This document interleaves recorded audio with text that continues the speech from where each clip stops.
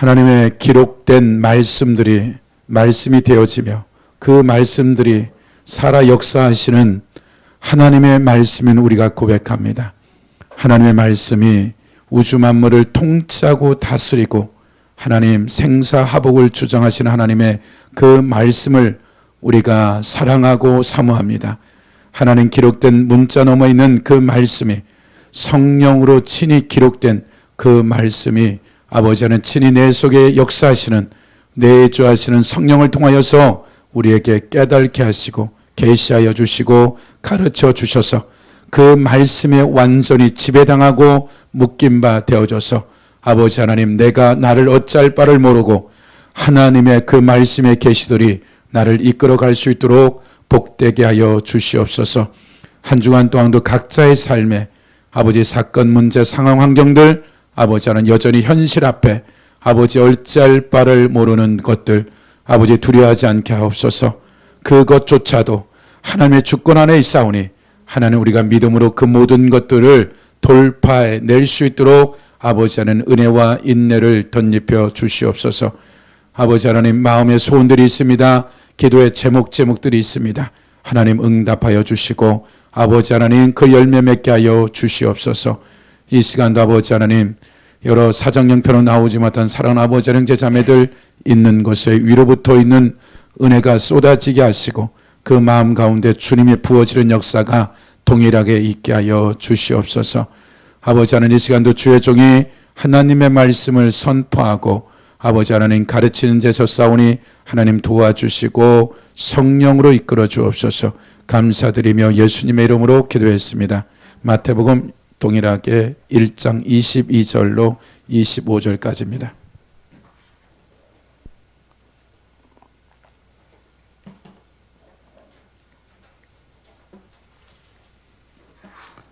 마태복음 1장 21절로 25절까지 같이 합독하겠습니다. 시작. 이 모든 일이 된 것은 주께로 선지로 하신 말씀을 이루려 하심이라. 이르시되 보라 처녀가 잉태하여 아들을 낳을 것이요 그 이름을 임마누엘 하리라 하셨으니 이를 번역한즉 하나님이 우리와 함께 계시다함이라. 요셉이 잠에게 깨어 일어나 주의 사자의 분부대로 행하여 그의 아내를 데려왔으나 아들을 낳기까지 동침하지 아니하시니 낳음의 이름을 예수라 하니라. 아멘. 우리가 이제 이 임마누엘이라는 이 부분들을 우리가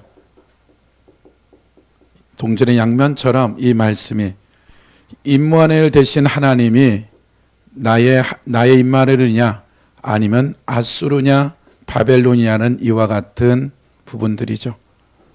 아하스 왕이 줬던 이 임마누엘을 많은 구약의 예수 그리스도에 대한 예언적 메시지가 있는데 마태는 의도적으로 이 이사야 7장 14절에 나와 있는 이 말을 인용한 구절이죠. 우리가 계속 배워왔듯이 이 말은 우리가 지금까지 알고 있는 그냥 정말 전능하신 나와 함께한다는 좋은 말이 아니라 아하스 왕이 하나님 앞에 타락했을 때 하나님이 징계하는데 돌아오지 않았을 때 그가 하나님 의지하지 아니하고 세상인 아수르의 힘을 의지한 것으로 말미암아 심판의 징표로 주신 것이 임마누엘이라고 우리가 지금 계속 배우고 있어요.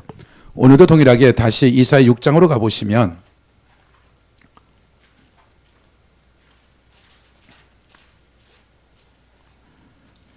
이사야 6장 1절에 보면 우시야 왕이 죽던 해에 내가 본즉 주께 높이 들린 보좌에 앉으셨는데 그 옷자락은 성전에 가득하였고 스랍들이 모이고 섰는데 각기 6날각에 있어 그 둘로는 자기 얼굴을 가리웠고 그 둘로는 자기 발을 가리웠고 그 둘로는 날며 서로 불리르되 거룩하다 거룩하다 거룩하다 만군의 여호와여 그의 영광이 온 땅에 충만하도다 하더라. 우시야 왕이 죽던 해에 이제 이사야가 하나님 앞에서 만나는 장면이죠. 우시야 왕이 죽던 해 말하자면 이 우시야 아버지 아마샤가 그가 전쟁하려고 이제 나갔던 거죠. 에돔과 전쟁하는 데 있어서 북이스라엘의 용병을 샀을 때 선지자가 와서 하나님 의지하면 이길 텐데 굳이 이 타락한 북이스라엘의 용병을 생각했을 때 이미 내가 은 100달란트를 주었는데라고 얘기했을 때 하나님이 이것을 보상해 주면 되지 않겠냐라고 선지자가 아마샤에게 얘기할 때 아마샤가 이 말을 듣게 되죠. 전쟁에 승리하는 건 전쟁에서 군사에 아니라 하나님이 그 선지자의 말을 들으로 말미암아 이 전쟁이 이기게 되는데, 문제는 전쟁에서 이기고 돌아오면서 이 에돔의 신상 우상을 갖고 와서 섬기게 되죠, 아마샤가. 그래서 또 선지자가 가서 얘기하는 거죠. 하나님이 이기게 해줬는데 왜 이 에돔의 신상을 갖고 와서 하느냐 했을 때 이번에는 아마샤가 선지자의 말을 듣지 않죠. 그러니까 선지자가 뭐라고 얘기했냐면 반드시 너가 멸망을 당할 거다. 그래서 이 10만 명이 북쪽으로 돌아가면서 여러 유다 성읍들을 약탈해 간 그 명분을 가지고 북이스라엘과 전쟁을 해요. 성경은 뭐라고 얘기하냐면 하나님이 아마사의 마음을 충동시켜서 그렇게 했다라고 해요. 북이스라엘 왕이 우리가 형제이면서 굳이 전쟁해봤자 우리하고 게임이 안 되니까 전쟁하지 말라고 하는데도 불구하고 아마샤가 전쟁을 해서 전쟁에 패하고 본인은 포로로 잡혀가고 훗날에 돌아오지만 그 부하들에게 실제적으로 암살을 당하죠. 그러고 나서 지금 우리가 보았던 우시아라는 이 우시아가 왕이 되어져서 이제 그가 아버지처럼 하지 아니하고 하나님을 절대로 신뢰해서 그가 이 블레셋 지중해 쪽에 블레셋 지역이나 에시온 엘롯이라는 이 지중해 쪽에 엄청난 무역 항구나 이 애굽 변방이나 아라비아까지 솔로몬 이후에 최고의 정성기를 누리게 되는데, 그러다가 우시아가 타락하게 되죠. 어떤 것을 성경은 뭐라고 얘기하냐면 그가 제사장인 아닌데도 불구하고 제사 집례를 하다가 문둥병에 들죠. 그리고 성경은 그가 죽을 때까지 별궁에 있으면서 그 아들 요담이 나라를 다스리죠. 말하자면 지금 6장 1절에 우시아가 죽던 해에 말하자면 우시아는 죽을 때까지 돌이키지 아니하고 그 죄악 가운데 살다 죽은 것이 지금 우시아 왕이에요. 그래서 이사야서 1장에서 뭐라고 얘기하냐면 1장 2절 3절에서 소도 나귀도 그 주인을 알아보는, 짐승도 주인을 알아보는데 이스라엘 이 유다 백성들은 나를 알아보지 못한다. 지금 우시아가 아직 죽지 않았고 죽을 때까지도 그들이 이 백성들이 여름 별장 겨울 별장을 두면서 살 정도로 부귀 영화를 누리고 있는데 그들의 영적인 상태는 소 나귀보다 못할 정도의 얘기를 하고, 또 어디다 비유하냐면 소돔과 고모라에 갖다 비교하는 거죠. 만약에 이사야나 하나님의 사람들이 이전의 선조들과 언약이 없었더라면 이미도 소돔과 고모라처럼 유황으로 완전히 쓸어버릴 정도로 타락한 것이 지금 유다 우시아 왕 때의 후반부에 있었던 일들이죠. 잘 먹고 잘 살고 이런 말할 수 없는 부경어를 누르는데 하나님의 평가는 완전히 전 이스라엘 백성들이, 유다 백성들이 완전히 문둥병이 들어서 살이 잘라나가고 눈이 뽑혀 나가는데도 통증을 못 올 정도의 문둥병이 들어버렸다라고 이제 얘기하는 거죠. 그러고 나서 지금 말하는 이 요담에 대한 얘기를 이사야는 기록하지 않고 그냥 뛰어넘어가 버려요. 그리고 우리가 보았던 7장 1절에 보면 우시아의 손자여 요담의 아들인 유다의 아하스 왕 때의 아람의 느신 왕과 느발리의 아들이 이스라엘 베가 왕이 올라와서 에루살렘을 쳤으나 능히 이기지 못하니라. 말하자면 지금 요담은 나름대로 열심히 해요. 근데 이 잘한, 아마 선지자들은 만약에 북이스라엘이 정말 열심히 신실하게 하나님을 믿었다면 엘리야나 엘리사가 없었을 거야. 선지자는 그들이 말씀에서 떠났을 때 가서 외치는 자들이 선지자였기 때문에 대부분이 좋은 말보다는 다 선지서를 보면 하나같이 그 당대 북이든 남쪽이든 그 나라가 문제가 생겼을 때, 배교를 하든지 타락했을 때 선지자들이 주된 목적이 외치는 거였어요. 그래서 아마 요담에 대한 것을 이사야는 구체적으로 기록지 않냐고 간단하게 설명하고 그 다음에 곧바로 나가는 게 누구냐면 우시아의 손자인 아하스에 대한 얘기를 7장 우리가 배웠는데 1절은 아하스가 타락해서 어느 정도냐면 역대기나 열왕기를 보게 되면 사람을 산채로 제물로 드려주는 이런 죄악 가운데 우상 숭배를 하죠. 수많은 우상 숭배 중에서 자식을, 아이를 번제로 드려주는 이 일들을 누가? 아하스가 하게 되죠. 그래서 우리가 말한 대로 이사야가 와가지고 이제 이미 첫 번째 우리가 저번 주에 보았던 것이 무엇이냐면 역대기 28장에 이 아하스가 타락하니까 먼저는 이 아람을 통해서 이 주변들을 하나님이 이스라엘 통해서 심판하죠. 그리고 또 말을 안 들으니까 또 이스라엘과 아람을 통해서 이 유다를 심판하게 되는 거죠.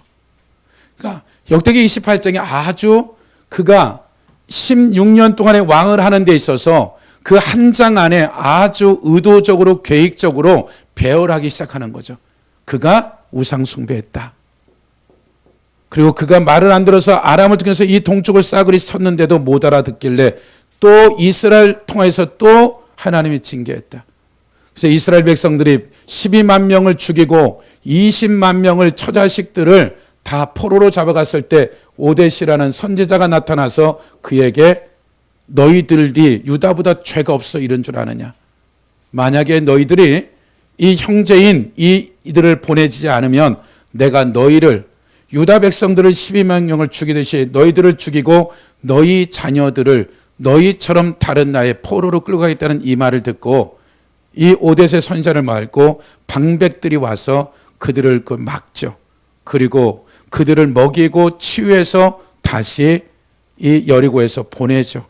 이것을 아하스가 이 20만 명이 돌아온 것을 알고도 그는 성경의 역대는 곧바로 그가 아스루 왕한테 갔다라고 의도적으로 그 순서가 맞는지 안 맞는지 역대기는 의도적으로 20만 명이 돌아왔을 때 이들은 짐승 같은 삶을 살 수밖에 없고 노예로 팔릴 수밖에 없는 20만 명의 은혜를 받고 아하스가 들었는데도 불구하고 그가 아수르를 의지하죠. 곧바로 그 다음 구절은 에돔이 쳐들어와서 백성들을 살육하고 또 포로로 잡아가고 또 블레셋이 쳐들어와서 이 유다 백성들을 사로잡고 죽이는 것을 성경은 기록하고 또 그럼에도 불구하고 아하스 왕은 또다시 우상을 에돔에서 이 시리아에서 가까워서 우상의 제단을 솔로몬 성전에 갖고 놓고 그것이 한 장에 거쳐서 역대 아하스에 대한 역사가 끝나는 것들이죠. 그러면 우리가 6장 9절에 보면 이사야에서 여호와께서 이르시되 가서 이 백성에게 이르기를 너희가 듣기는 들어도 깨달지 못할 것이요 보기는 보아도 알지 못하리라. 이 백성의 마음이 둔하게 하며 그들의 귀가 막히고 그들의 눈이 감기게 하라. 염려컨대 그들의 눈으로 보고 귀로 듣고 마음으로 깨닫고 다시 돌아와 고침을 받까 하노라 하시기를. 그러니까 말하자면 우시야 왕이 죽던 해에 6장 9절 10절에서 이사야에서 들어도 보아도 깨닫지 못하는다. IQ상의 전응아가 아니라 정상적인 사람들인데 귀가 있어도 눈이 있어도 이 지각이 있어도 이들이 지금 현 시대가 어떻게 돌아가는지를 모르고 있다라고 얘기하죠. 그 다음 구절에 나와 있는 해석은 그들이 귀를 막고 눈을 가리고 그들의 마음을 다서서 스스로 듣지 않기로 작정했다. 어떤 이들은 이미도 그 죄악의 진들 때문에 뭔 소리를 하는지 못 알아들을 정도가 됐고 또한 무리는 그들이 듣긴 듣고 눈이 있어서 보긴 보고 깨달지만 스스로 들은 것을 안 들은 것처럼 행했다라고 지금 이 두 무리에 대한 얘기를 우시야 왕이 죽던 해에 유다 백성들의 상태가 이러하다라고 얘기한 거죠. 그러면 아하스 왕, 우시야 왕이 죽던 해 이와 같은 일들을 하게 되죠. 약 52년 통치를 하고 그 아들 요담이 16년을 하게 되어지고 또 아하스가 16년을 하게 돼요. 그러면 이사야 선지자나 역대기나 열왕기를 보면 우시야에게 있어서 이 백성들이 들어도 듣지 못하고 보아도 보지 못하고 깨닫지 못하는 이와 같은 것을 의도적으로 그 다음에 우시야의 손자인 아하스가 들어도 듣지 못하고 보아도 보지 못하고 깨닫지 못한다라는 사건들을 이 16년의 아하스의 왕으로서 삶에 대한 것들을 선지자가 가게 되어지고, 심지어는 북이스라엘이 약 86년 정도를 금송아지를 삼켰던 이들도 선지자가 말하는 것을 들었는데도 불구하고, 솔로몬 성전이 있고 하나님의 영광이 있는데도 불구하고 아하스는 16년 동안 선지자를 보내고 자연과 상황 환경들을 통해 계속 말하는데 못 알아들었다라고 얘기한 거예요. 지금요. 말하자면 지금 6장과 7장에서 들어도 듣지 못하고 보아도 보지 못하는 실제적인 일들이 아하스를 통해서 일어났다고 7장, 8장, 2장에 걸쳐서 아하스가 16년 동안 하나님이 그가 인신 제사를 드리자마자 벼락을 쳐서 죽인 것이 아니라 사람을 보냈다. 돌아오도록. 몇 년이요? 1년 6개월도 아니고 16년을 보냈는데 죽는 날까지 돌이키지 않았다라고 얘기해요. 마태복음 13장으로 가보세요.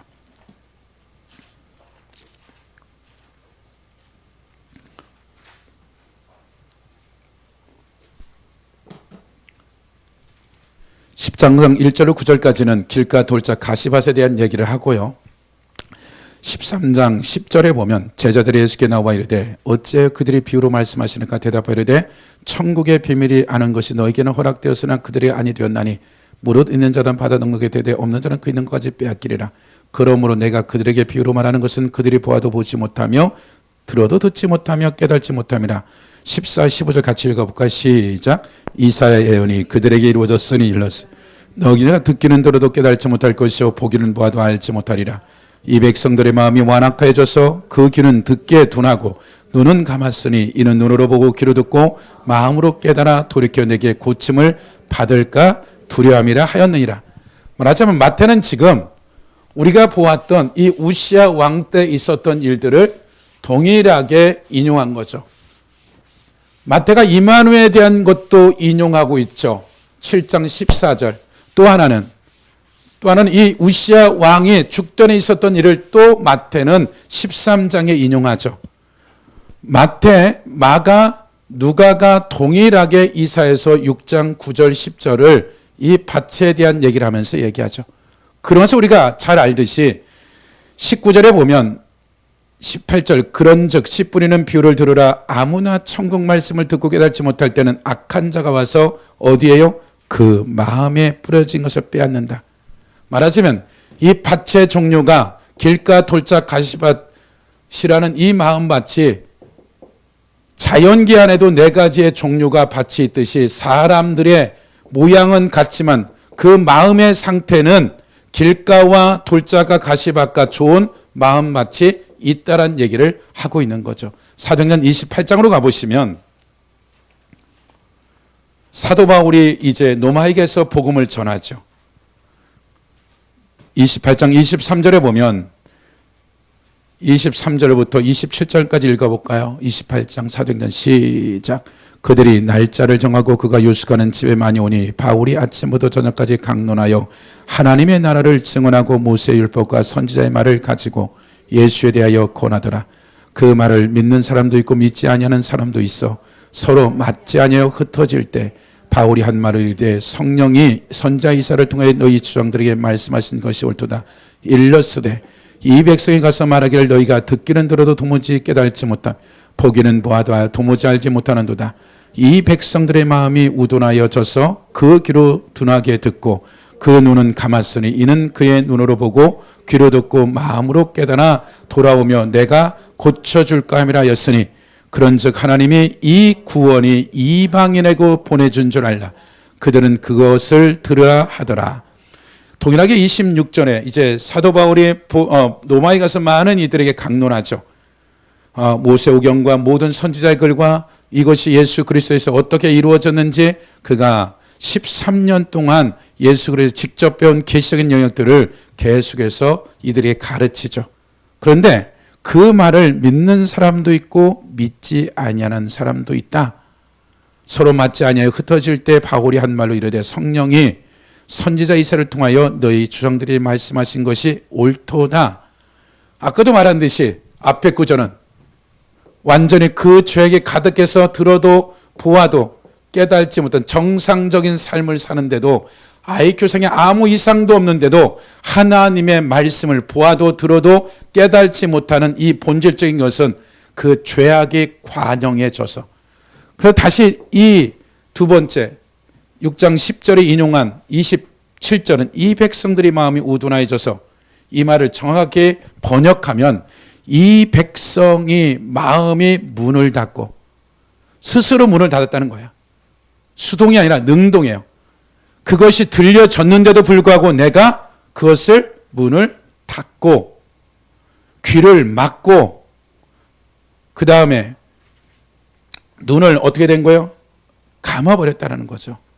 그러니까 이것은 들렸다라는 거야. 두 번째 이 구절은 27절 이 말은 안 들린 게 아니라 들려졌는데 스스로 그것을 닫고 막고 감아버렸다는 거야. 그것에 대해서 내 양심이 찔림이 왔는데 그걸 무시해 버렸다라는 얘기예요. 그렇지 않았더라면, 그들이 눈을 막고 귀를 막고 입을 막지 않았더라면, 마음을 막지 않았더라면, 닫지 않았더라면, 그렇지 않았더라면 그들이 눈으로 보고 귀로 듣고 마음으로 깨달아 돌이켜 그 마음이 완전히 회복될 거다, 온전히 고침을 받을 것이라 하지 않았느냐. 말하자면 지금 하나는 완전히 죄악에 찌들어서 못 알아듣고 그들은 듣기는 듣는데 그것에 대해서 스스로 마음이 거절했다라는 거예요, 지금요. 다시 우리가 마태복음 15장으로 가보시면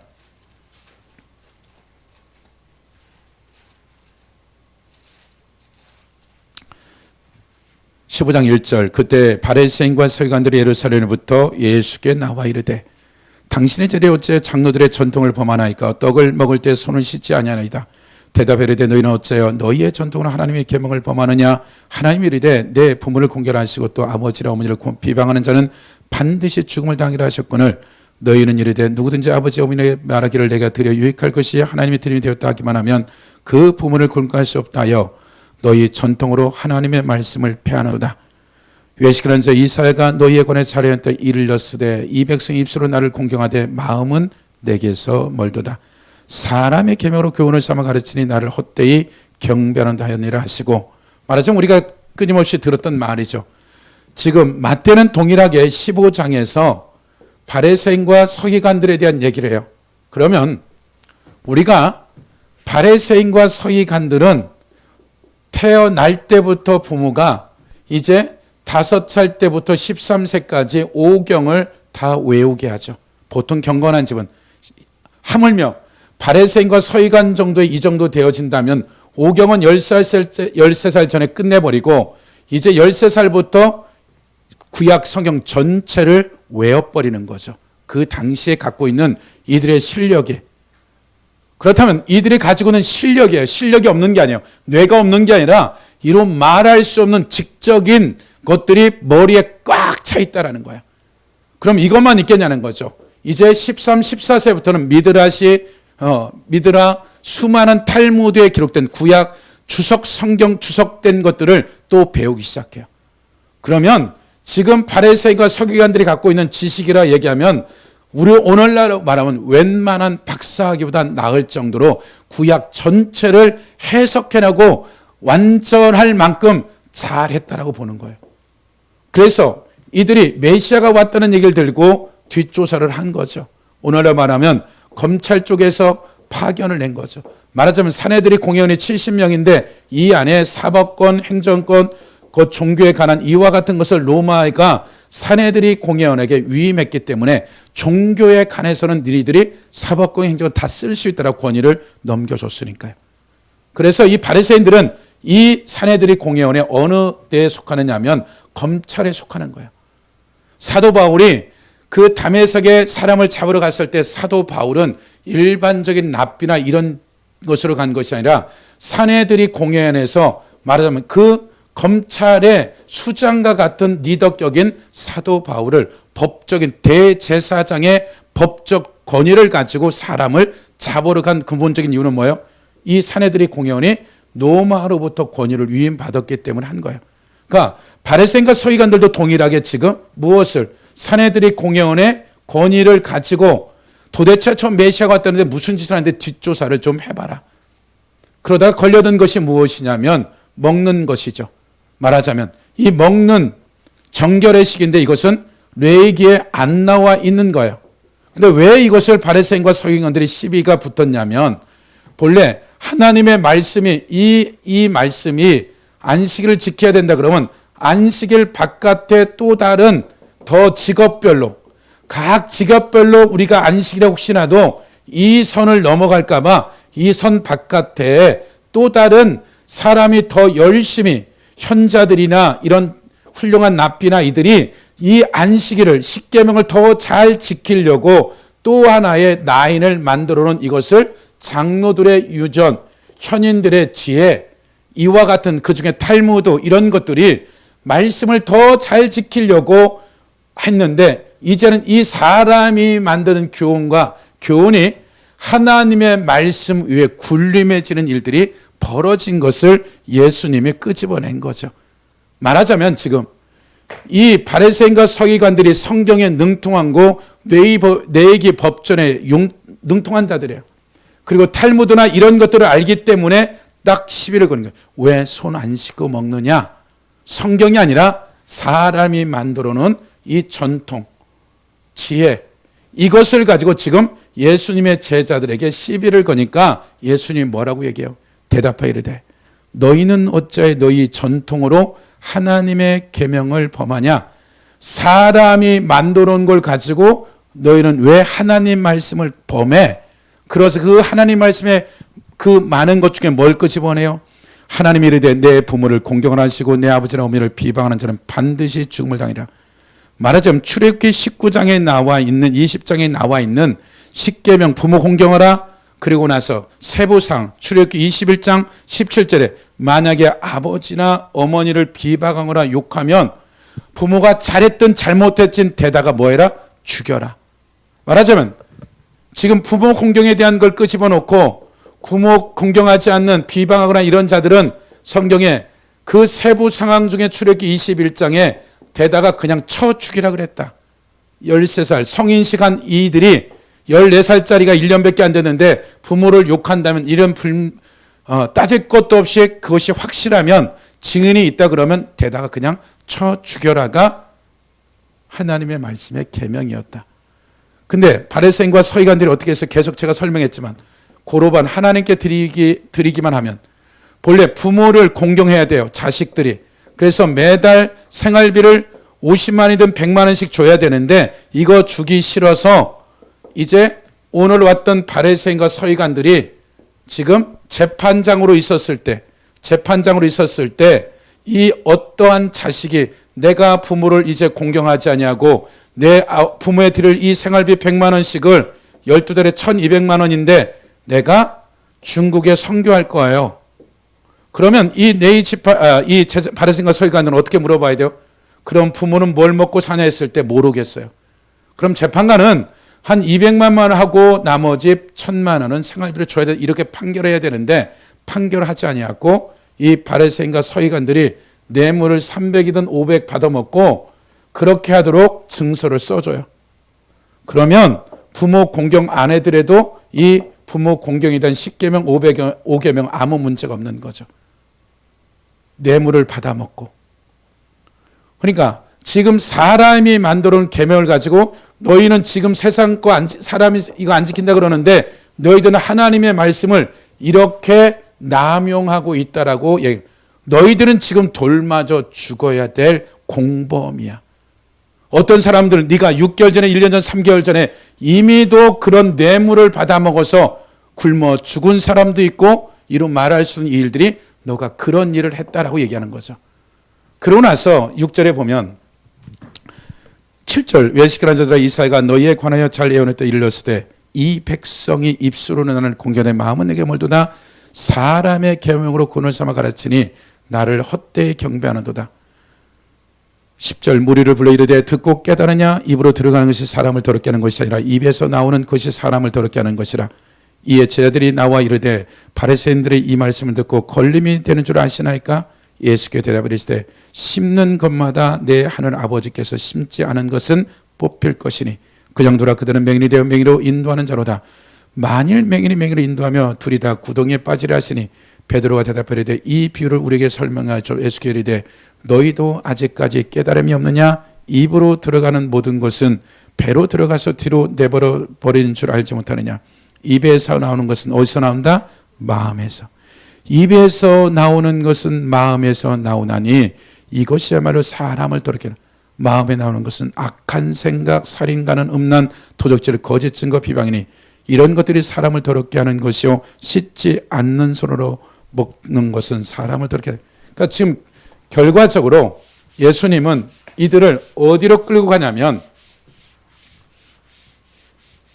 이 15장에 나와 있는 바리새인과 서기관들은 성경을 달달달 외우고 있어요. 머리에 그 지식으로 말하면 이로 말할 수 없이 그냥 컴퓨터 같이 누르면 나오는 거죠. 몇 절, 몇 절.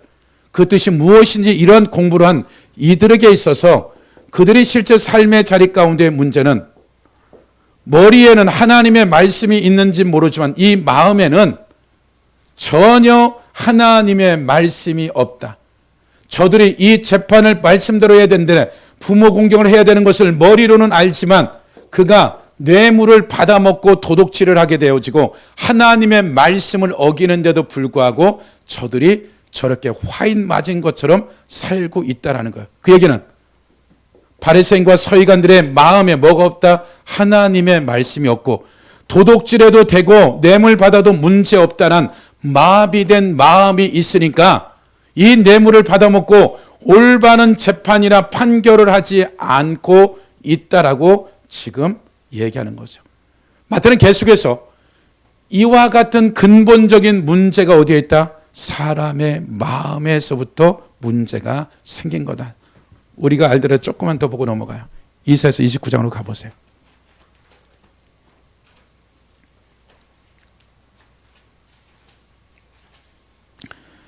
마태복음 15장에서 마태는 예수님이 인용한 구절이 29장 13절을 인용해요. 주께서 이르되 이 백성이 입으로는 나를 가까이며 입술로는 나를 공경하나 그들의 마음 내게서 멀리 떠났나니 그들이 나를 경외함은 사람의 계명으로 가르침을 받을 뿐이라. 말하자면 예수님이 이렇게 말씀에 농통한 바리새인들 앞에 놔두고 사람의 계명과 하나님의 말씀 부모 공경을 딱 놔두고 세 번째 이사야서 29장 13절을 딱 인용한 거예요. 바리새인과 서기관들 이 말씀이 무슨 말인지 너무나 잘 알고 있어요.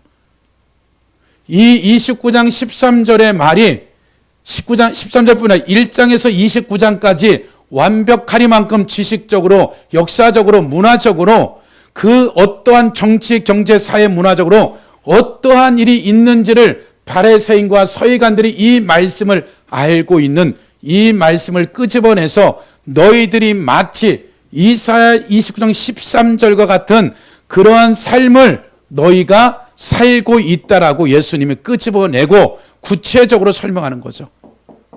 그러니까 마태는 지금 이 바리새인과 서기관들의 마음이 마치 지금 750년 전에 750년 전에 이사야 때에 유다 남쪽 유다의 백성들의 마음과 바리새인 서기관들의 마음과 동일하다라고 얘기한 거죠.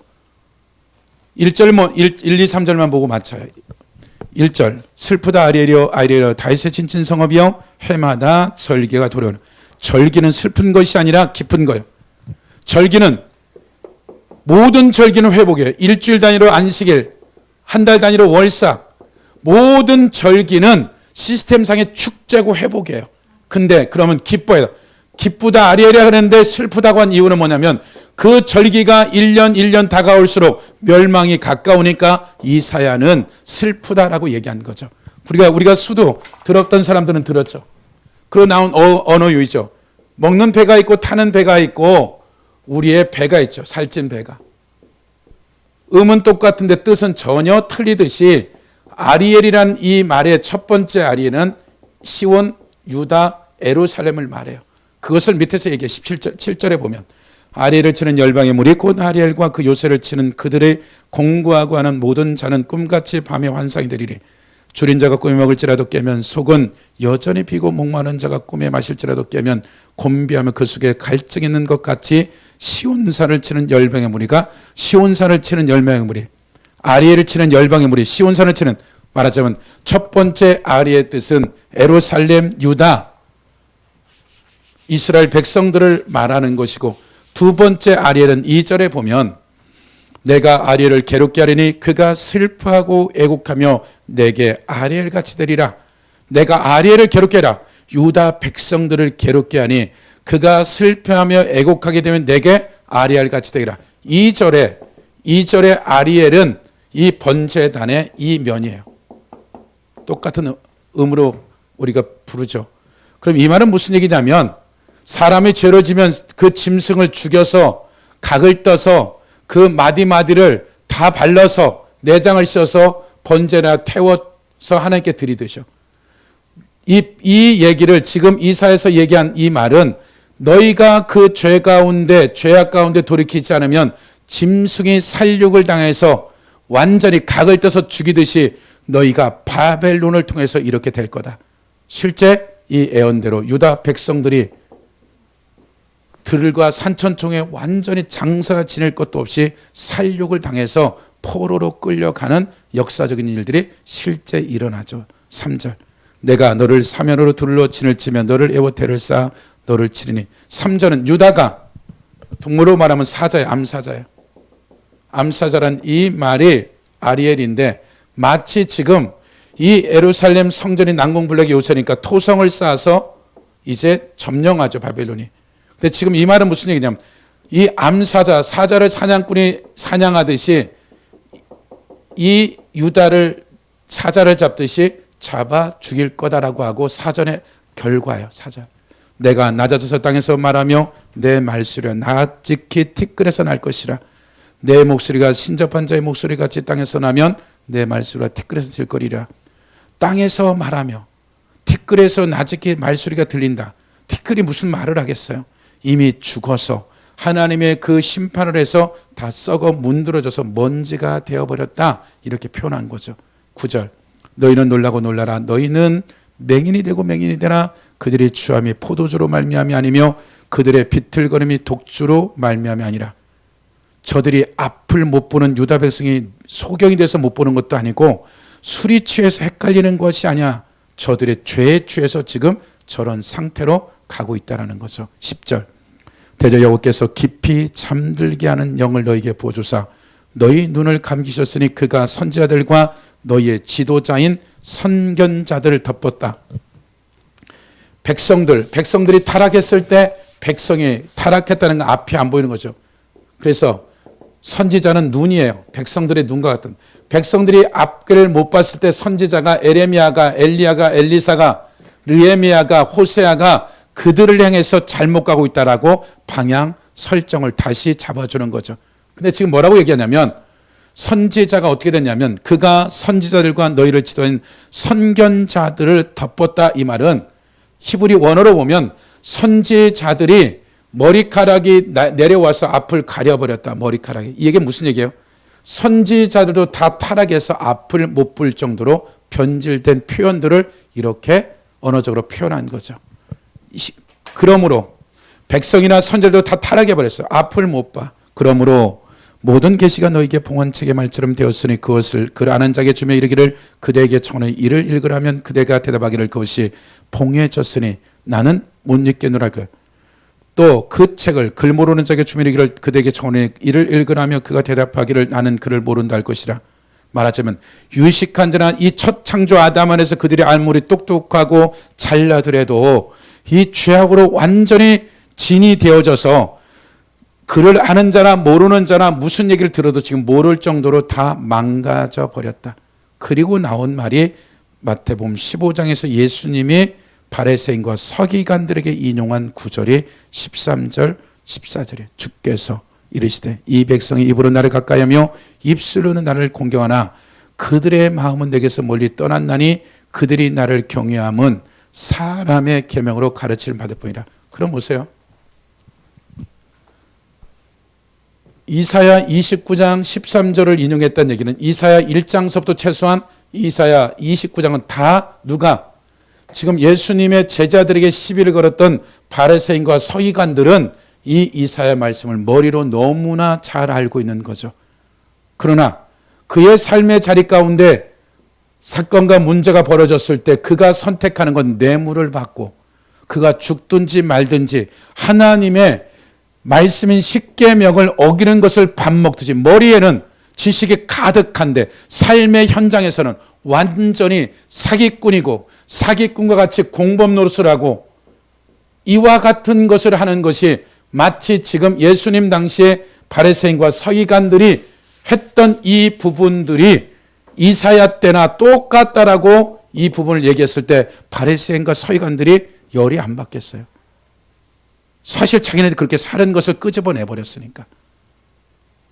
그러면 지금 마태는 1장에서 임마누엘이라는 이 말을 얘기하고 있는 것들은 계속 얘기하지만 아하스 왕이 16년 동안 돌이키라고 하지 않는데 끊임없이 하나님을 의지하지 아니하고 그들이 세상과 첫 창조 안에 있는 시스템들을 계속 16년 동안에 했던 결과가 어떻게 됐느냐.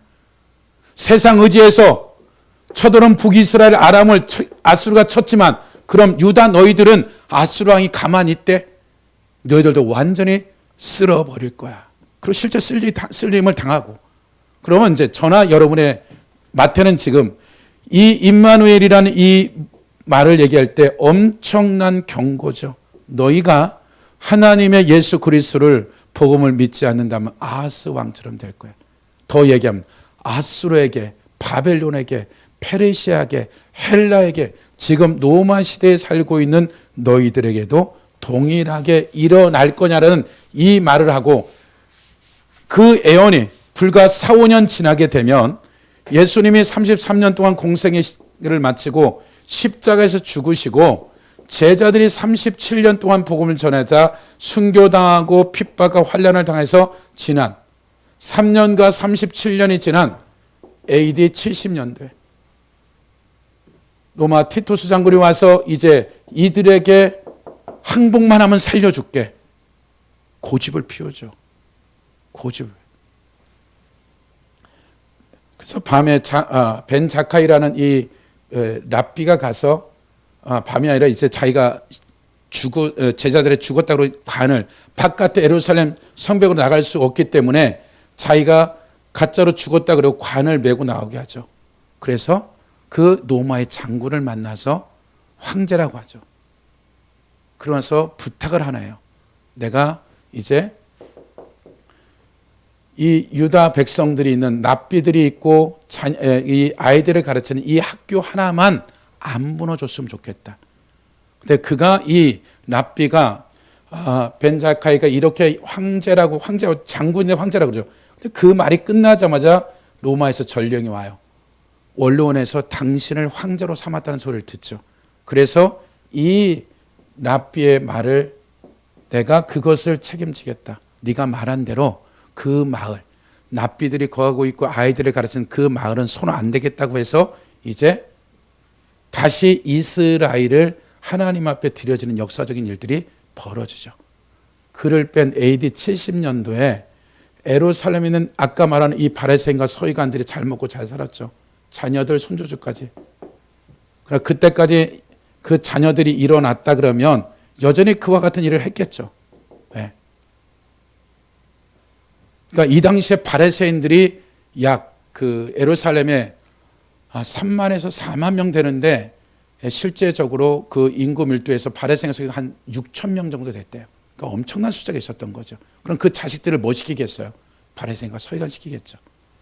근데 AD 37년이 지난 다음에 어떻게 돼요? 지금 예수님이 마태복음 15장에 한 이사야 29장 14절대로 바벨론에 의해서 유다가 멸망당하듯이 이 동일한 말씀들은 바리새인들이 그걸 듣고 돌이키지 않았더라면 AD 70년도에 이 자손들은 한날에 싸그리 짐승이든 사람이든 임신한 자고 생명체는 노마가 한 명도 안 살렸어요. 벤자이카하고 약속한 것 외에는 싸그리 죽여버려요. 그럼 보세요. 들어도 듣지 못하고 보아도 못하고 깨닫지 못한다는 이 말은 지금 다른 문제가 아니다. 무릇 지킬 만한 것보다 내 마음을 지키다 생명이 어디 있다? 내 마음에 있다. 그러니까 우리의 마음이 하나님의 말씀으로 확보가 되지 않고 이 머릿속에 있어봤자 이것은 결국은 교만해지게 되어지고, 반드시 말씀이 머리에서 가슴으로 내려오는 것은 내 삶의 매 순간순간 순종하지 않으면 이 마음판에 확보가 전혀 되지 않아요. 그래서 저나 여러분의 삶에 있어서 하나님이 아하스에게 16년 주고 예수 그리스도가 복음의 십자가 이루고 나서 40년이라는 시간을 또 준 거예요. 안 준 게 아니에요. 4년이 아니라 40년을 준 거예요. 마태는 마태복음 28장까지 기록하면서 노마라는 이 나라가 예루살렘을 이렇게 완전 쓸어버리라고 그럼 보지 못했어요. 하늘에 가서 봤어요. 근데 이 임마누엘의 이 실제적인 일들이 그대로 마태가 말한 그대로 너희가 복음을 받아들인다면 죽어도 살겠고 살아도 살 것이고 죽어도 부활할 것이고, 만약에 그 말을 듣지 않는다면 어떻게 될 거다? 이 아하스 때처럼 동일한 일들이 불과 37년 뒤에 그대로 이루어진 거예요. 그럼 이것은 2021년도를 살고 있는 이 대한민국이 교회가 25%가 됐든 50%가 되어졌던 이스라엘은 전 국민이 안식일을 지켰다니까요. 주일, 숫자 아닌 거죠. 하나님의 마음에 그 마음이 길가 돌짝밭을 가지고는 방법이 없는 거예요. 컴퓨터와 모든 데이터베이스가 2000년 동안에 연구된 것이 이것이 데이터베이스가 돼서 지식 그냥 치면 쭉 나오죠. 공부할 수 있어요. 그러나 이 부분들이 어디로 반드시 내 삶에서 살아내지 않으면 이것은 반드시 교만으로 가고 자만으로 가게 되어지고 바리새인과 서기관같은 똑같은 사람이 될 수 있는 거죠. 목회자들이, 특히 하나님의 말씀 알고 있는 목회자들은 더더욱 위험할 수 있는 거죠. 안만큼 살아내지 않은 모든 것은 무엇으로 간다? 교만과 자만으로 갈 수밖에 없는 게 성경에서 말하는 것들이에요. 그래서 우리가 듣는다라는 것은, 히브리 관점에서 듣는다라는 것은 들은 그대로 행한다라는 거예요. 듣는 것 따로 행하는 것 따로가 아니라 내가 그 말씀에 들려진 것은 이해가 되든 되지 아니하든 내가 감동되어서 받은 은혜를 그대로 실제적으로 살아내면 그 말씀은 내 마음판에 와서 무엇이 나온다? 하나님의 말씀이 나올 수밖에 없는 거예요. 그래서 그런 삶이 한 주간 되시기를 예수 이름으로 축복합니다.